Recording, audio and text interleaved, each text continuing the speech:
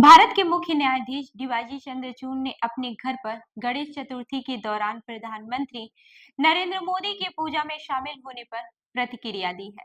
अंग्रेजी अखबार Indian express के एक कार्यक्रम में इस संबंध में पूछे गए सवाल के जवाब में उन्होंने कहा कि प्रधानमंत्री उनके घर पर एक निजी इवेंट में आए थे। ये कोई सार्वजनिक कार्यक्रम नहीं था। उन्होंने कहा कि मेरा मानना है कि इस मुलाकात में कुछ भी गलत नहीं है, क्योंकि ये न्यायपालिका और कार्यपालिका के बीच सामान्य मुलाकात है, भले ही ये सामाजिक स्तर पर क्यों न हो। Chief justice DY Chandrachud chief justice DY Chandrachud 10 नवंबर को रिटायर होंगे। वह भारत के 50वें मुख्य न्यायाधीश हैं। जस्टिस संजीव खन्ना भारत के अगले मुख्य न्यायाधीश होंगे। इस साल 11 सितंबर को प्रधानमंत्री Narendra Modi chief justice DY Chandrachud के घर गणेश चतुर्थी की पूजा में शामिल हुए थे। लेकिन कई जाने माने वकीलों, राजनीतिक दलों और उनके नेताओं ने इसकी आलोचना की थी। हालांकि जाने माने वकीलों के एक वर्ग ने यह भी कहा था कि इसमें कुछ भी गलत नहीं है।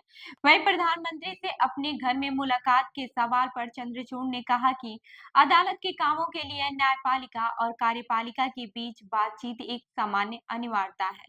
उन्होंने कहा कि लोगों को ये समझना चाहिए, सौदे इस तरह नहीं होते हैं, इसलिए प्लीज हमारा भरोसा कीजिए, हम वहां सौदा करने के लिए नहीं थे।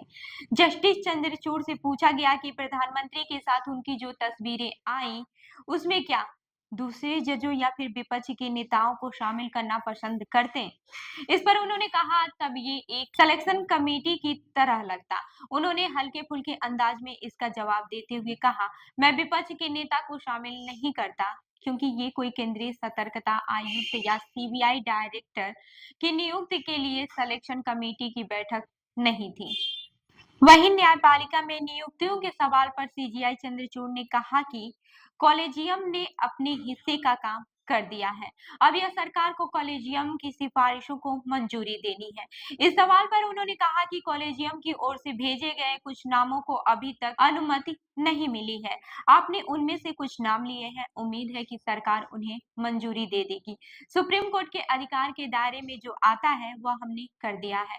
हमने ये सुनिश्चित किया है कि संवैधानिक प्रक्रिया यानी कि जजों की नियुक्ति के संबंध में का अपना हिस्सा पूरा कर दें। हम नामों का मूल्यांकन करते हैं, उन पर विचार करते हैं और फिर उन्हें सरकार को भेज देते हैं। उनसे पूछा गया कि क्या जजों की नियुक्ति में देरी करने का मतलब ये है कि सरकार को वीटो की ताकत मिली हुई है। इस पर उन्होंने कहा कि कॉलेजियम भी वीटो का इस्तेमाल करता है। उन्होंने कहा कि सिर्फ सरकार ही वीटो का इस्तेमाल नहीं करती है, वीटो एक ऐसी चीज है जिसका कॉलेजियम भी इस्तेमाल करता है। जब तक हम मंजूरी ना दे दे तब तक कोई नियुक्ति नहीं हो सकती। कॉलेजियम को नाम भेजने में राज्य सरकार की क्या भूमिका है, ये भी जान लेते हैं। इस सवाल के जवाब में उन्होंने कहा कि जब हम देखते हैं कि कोई खास उम्मीदवार नियुक्ति के लायक नहीं है, तो हम वीटो लगाते हैं। भारत सरकार उस उम्मीदवार की नियुक्ति नहीं कर सकती। हमारा मानना है कि जो व्यक्ति योग्य नहीं है, उसे जज के तौर पर नियुक्त नहीं किया जा सकता। एक प्रमुख के तौर पर कॉलेजियम के अब तक के रिकॉर्ड पर पूछे जाने पर उन्होंने कहा कि सुप्रीम कोर्ट ने 18 लोगों की सिफारिश की थी, उनकी नियुक्ति हो चुकी है। चीफ जस्टिस के पद के लिए जिन 42 नामों की सिफारिश की गई थी, उनमें से 40 नियुक्त हो चुके हैं। हाई कोर्ट के जजों के लिए 164 नामों की सिफारिश की गई थी, उसमें से 137 की नियुक्ति हो चुकी है और 27 नाम अब भी सरकार के पास लंबित है। अब ये भी जान लेते हैं कि सीनियर वकीलों ने चंद्रचूड़ को लेकर क्या कहा।